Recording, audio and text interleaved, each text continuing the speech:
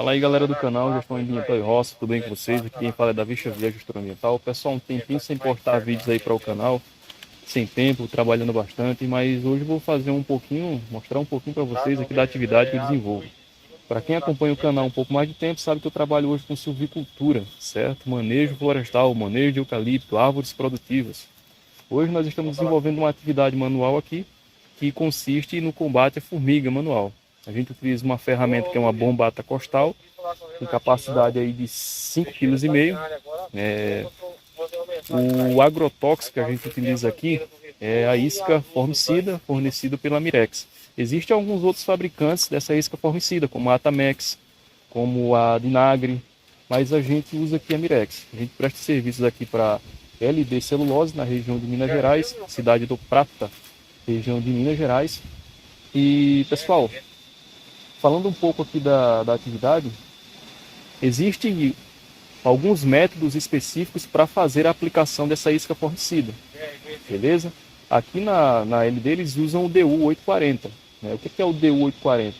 O DU 840 consiste na dose única, certo? De 8 gramas cada 40 centímetros. É um procedimento um pouco mais técnico, certo?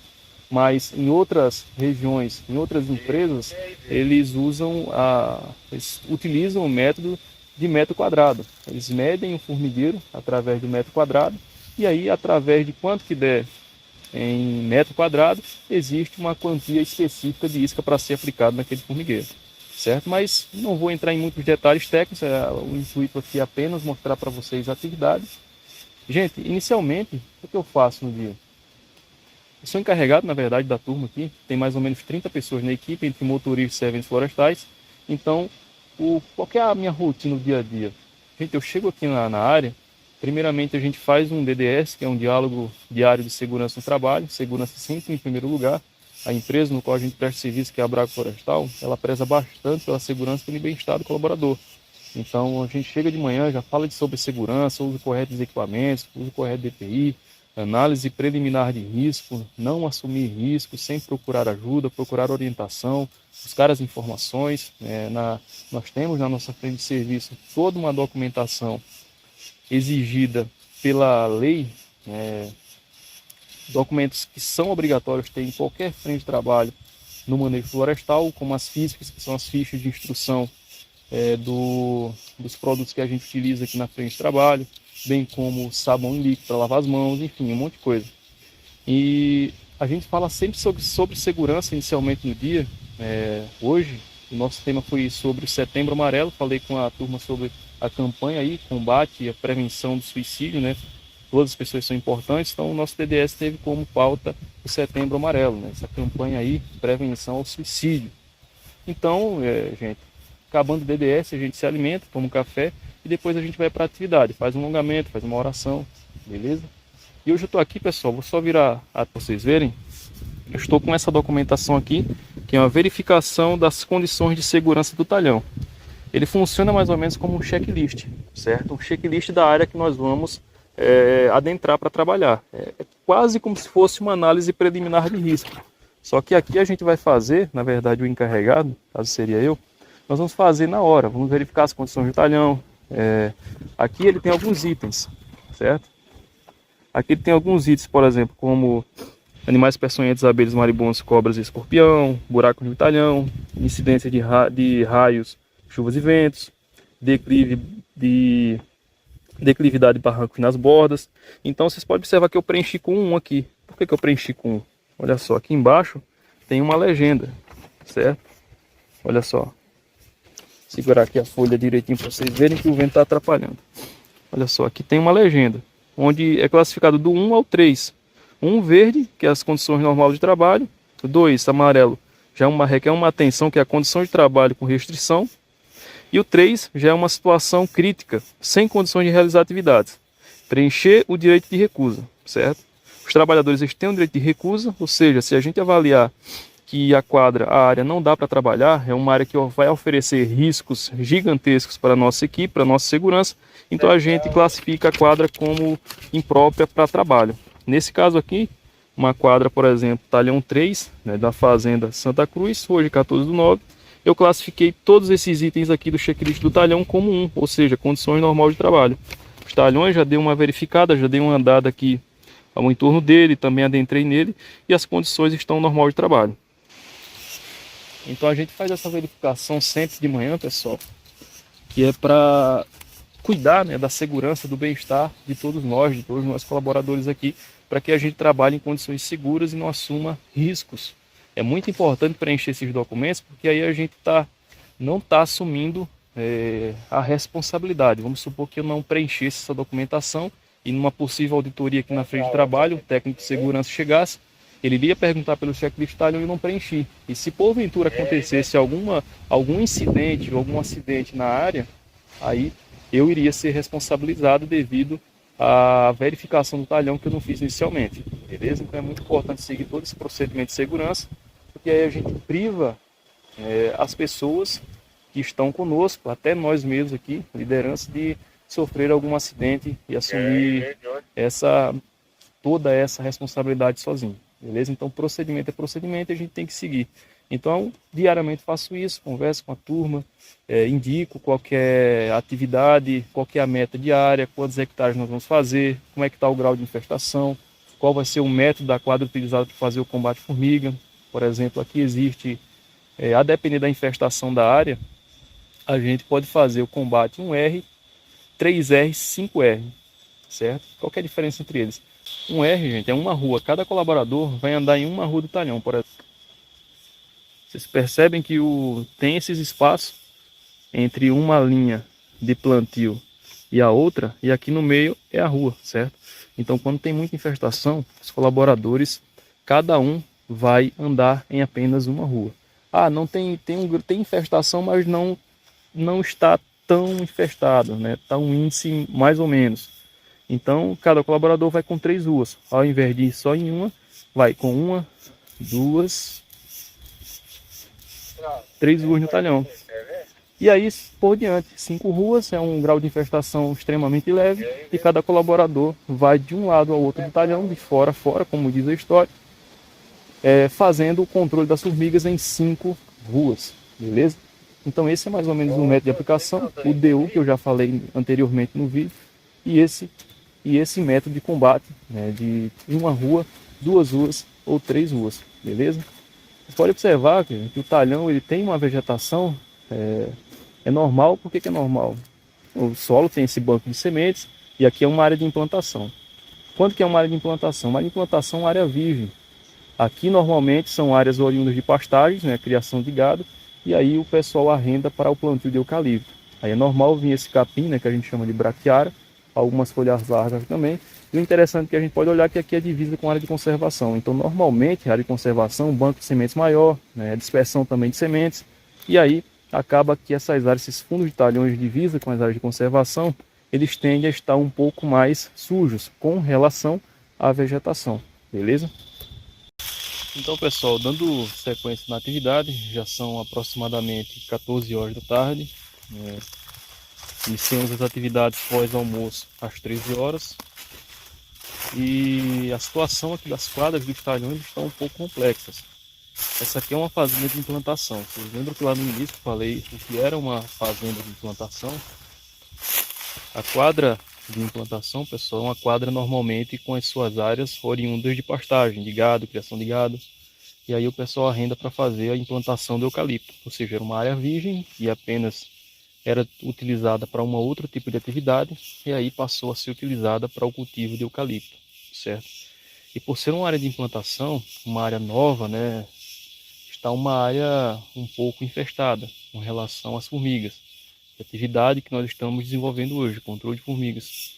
E é bem preocupante porque pela idade dessas árvores aqui, pela idade dessa floresta, na verdade, e pelo grau de infestação, é de se preocupar devido à produtividade da madeira ao final do processo.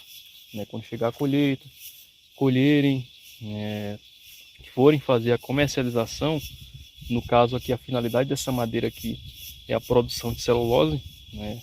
É um pouco complexo, que é de se preocupar, né? Que a celulose exige um grau de qualidade da madeira um pouco maior, né? E aqui, por ser uma floresta de implantação, uma floresta nova, uma área no qual foi implantada a floresta com pouco tempo, né? Acho que é uma área que tem aproximadamente aqui 2 anos e meio, 3 anos, o grau de infestação está muito alto. Então, qual é a hipótese? A hipótese, pessoal, é que pode ser que o controle que foi feito antes aqui das formigas não foi um controle eficiente, né? O pessoal não adentrou no interior das quadras, trabalhou apenas nas bordas, porque tem muito disso, né? Nós aqui da Bragua, a gente preza por um serviço de qualidade, nós acompanhamos a operação, acompanhamos cada colaborador, acompanhamos de perto a aplicação para que a gente possa garantir o nosso serviço, certo?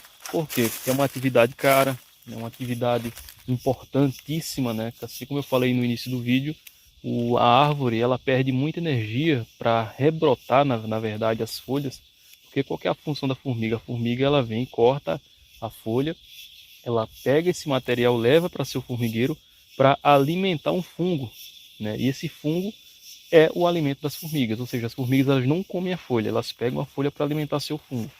E aí o material do eucalipto, a folha, é um material muito atrativo para a formiga, por isso que ela corta e leva para o seu formigueiro, para o seu ninho, na verdade, né? E aí, fazendo esse procedimento, a árvore ela vai gastar mais energia para brotar mais folhas, né? Vai se recuperar, vai consumir um pouco mais de nutriente, entendeu? E o que acontece é que grande parte das espécies de planta elas fazem a fotossíntese através de quê? Da folha, né? Com exceção de algumas espécies, inclusive na caatinga tem algumas espécies, né, como o mandacaru, que faz a fotossíntese através de seu caule, uma vez que ele não tem folha. São espécies que, enfim, que se adaptam à região e elas precisam sobreviver se adaptando de alguma forma.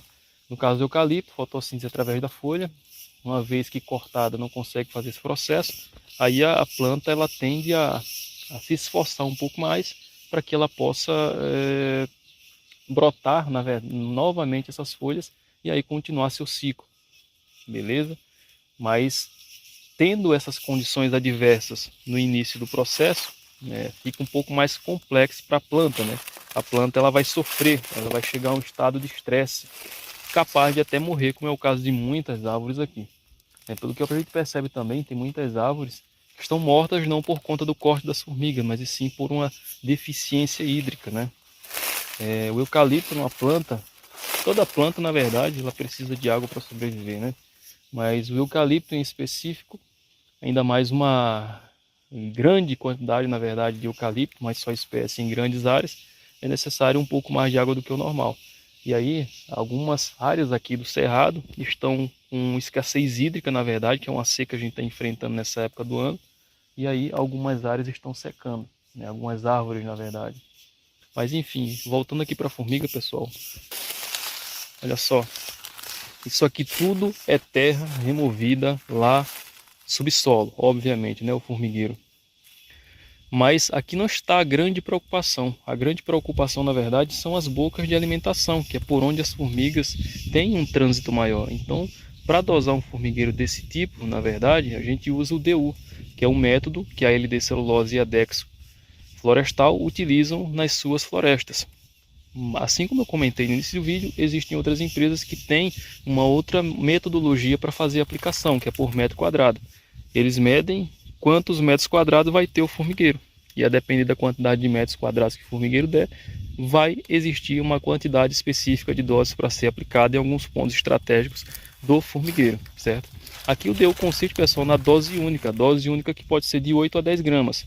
As ferramentas, as bombatas costais, acho que no vídeo vocês puderam pegar algumas aí o pessoal usando, tem as bombatas que dosam de 8 a 10 gramas. As nossas que nós utilizamos são da Catec e cada gatilhada cai mais ou menos aproximadamente ou exatamente 10 gramas, beleza? Nós podemos ter um desvio para mais ou para menos de 5%. O fabricante da Catec informa que as bombatas podem ter desvio de até 8%, beleza? Então, num formigueiro como esse, o pessoal vai chegar, vai fazer a identificação dos olheiros de formigueiro e para cada um vai pôr uma dose em torno do formigueiro. Nunca vai ser dosado nessa parte da terra removida, porque é chamada de terra de descarte. Por quê? Porque a formiga está descartando aquilo que está dentro do formigueiro.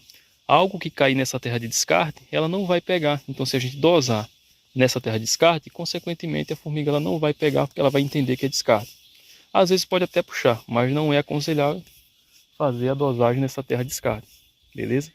Então, galera, essa é mais ou menos a atividade que desenvolvo por aqui, uma delas, na verdade, né? A operação de hoje, assim como eu já tinha dito, é o combate a formigas manual, mas existem outras atividades aqui, inclusive aí no canal tem alguns vídeos de outras atividades, inclusive atividades mecanizadas que eu mostrei para vocês.